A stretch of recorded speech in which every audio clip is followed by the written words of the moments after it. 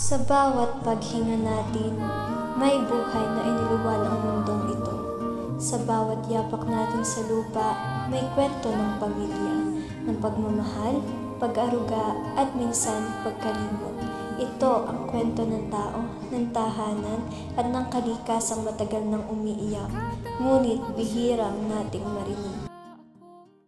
Sa unang sikat ng araw, isang masayang pamilya ang sabay-sabay kumakain sa hapag. Tawanan, kwentuhan, plano para sa maghapon. Hindi halata ang unti-unting pamiminto ng kalikasan sa labas ng kanilang bintana.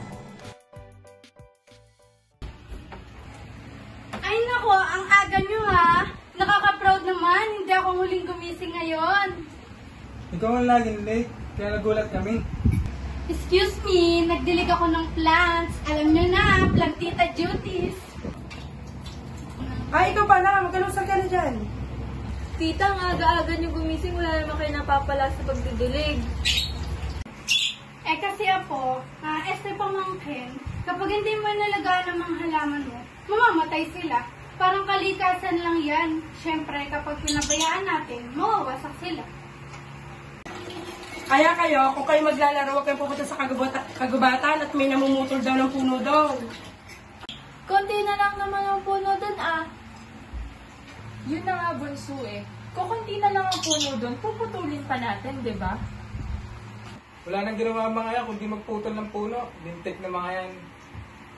Tay, high blood na naman kayo. Baka atakihin na naman kayo ng puso dyan. Anong na puso? Di ba sa puso?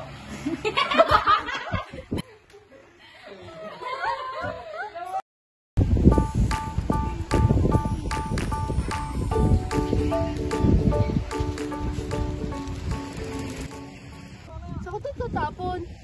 Diyan na lang. Maliit lang naman na balat yan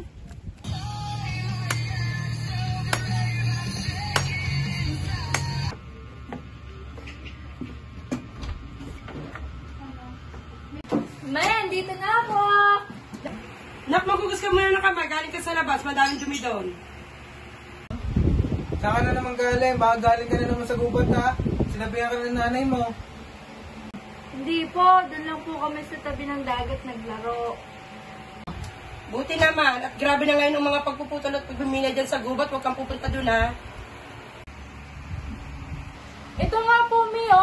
Ang lala na po talaga ng pagpuputol sa kagubatan. Nako, hindi maganda yan. Paano kung pag nawala ng puno, ano na lang sisip-sip sa tubig ulan? Tsaka, di ba tita, hindi ba nila nare-realize? Ang ganda sana ng kapaligiran kung puro luntian. Tama ka dyan. Mga kapuso, makibalita na tayo sa galaw ng bagyong Uwan na inaasahang papasok na sa Philippine Area of Responsibility ngayong gabi o bukas. Nakikita na. Hindi biro ang dadating na bagyo, kaya maghahanda tayo. Eh, ikaw, Annabelle, huwag ka mag-aalaman sa tulungan mo na ako sa paghahanda. Option B, ano ba ba ihanda? Spaghetti or pancit? Ano ka ba? Yung mga ganyang bagay, hindi dapat natin ginagawang biro. Kailangan maging handa tayo, di ba, Mami? Oo nga. Minsan, napapaisip ako, paano kung ang kalikasan ay parang nanay nating napapagod? Paano kung siya ay umuhuna, hindi dahil sa bagyo, kundi dahil sa atin? Mga batang nagtatapon ng basura, mga taong nagmamadali, pero hindi nagbabalik tanaw. Mga pamilyang nais mabuhay, pero nakakalimutang may mundong bumubuhay sa kanila. Hindi ba't dapat kung paano tayo nagmamahal sa pamilya, ganun din tayo magmalasakit sa kalikasan? Kasi sa huli, pareho silang tahanan.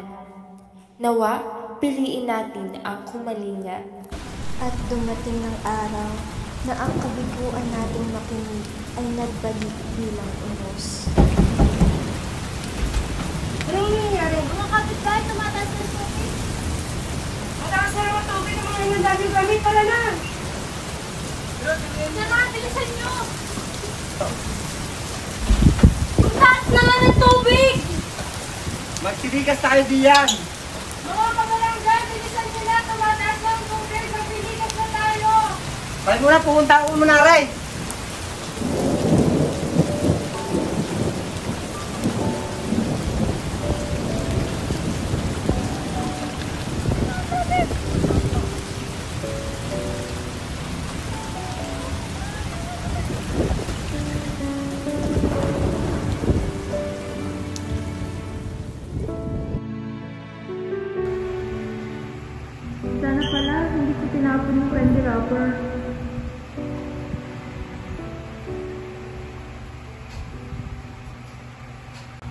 Grabe, sobrang lala ng pinsala ng bagyong to.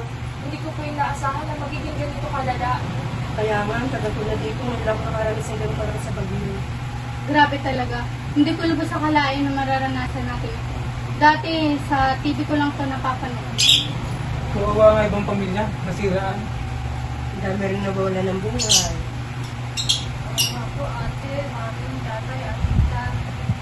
Kaya, nasa sa atin din naman. Sa atin magsisimula ang pagbabago. Sana meron pang pag-asa para mas maibalik pa natin ang makulay na mundo. Yung puno ng luntian, yung berde. Tama, pagtutulungan ang kasagutan. Tama, sama-sama tayo. Para sa tahanan, para sa mundo. Sapagkat ang kalikasan at pamilya ay iisang kwento. Kwento ng pag-aalaga, pag-asa at responsibilidad. Kung saan may tahanan, may buhay. Kung saan may buhay, nasa atin ang kapangyarihang magligtas. At nagsisimula ang totoong pagbabago Sa akin,